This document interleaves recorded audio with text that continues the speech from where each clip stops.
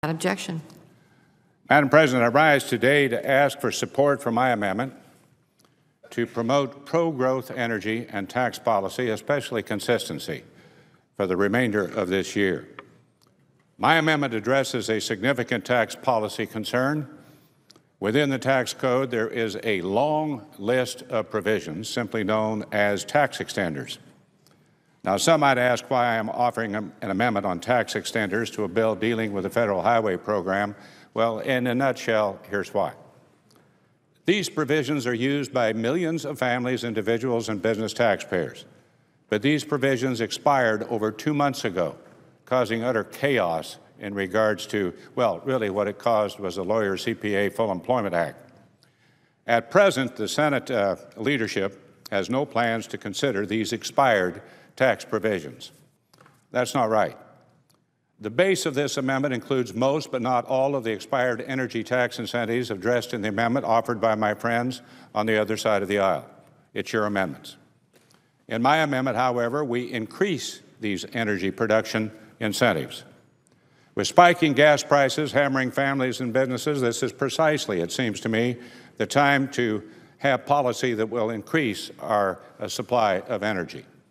To begin with, addressing the oil supply issues, my amendment would cut red tape and open up more federal land for oil and gas exploration and drilling. We are all painfully aware of the President's rejection of the Keystone XL pipeline application. My amendment gives our Canadian neighbors the green light to send energy our way.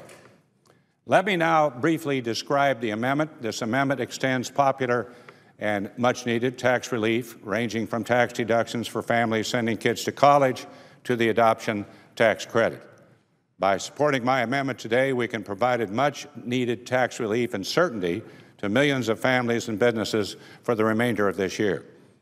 I want to highlight this point because uncertainty in business and personal financial planning is something that I think all of us hear about daily when we come back home, or when we go back home and then come back here.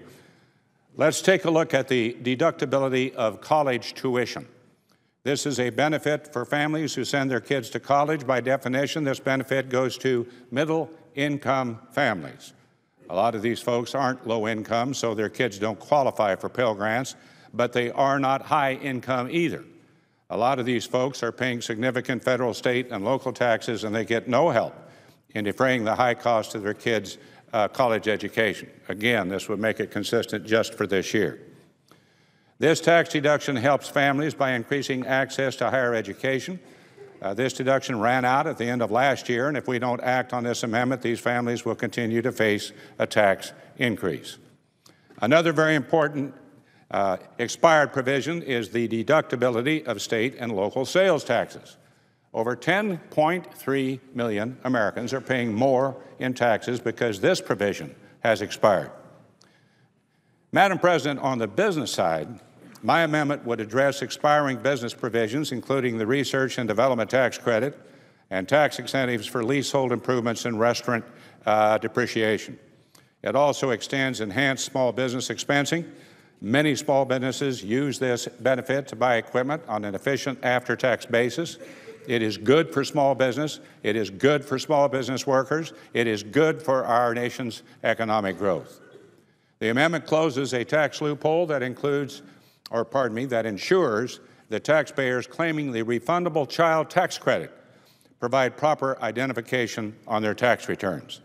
Finally, this amendment includes a special deficit reduction trust fund.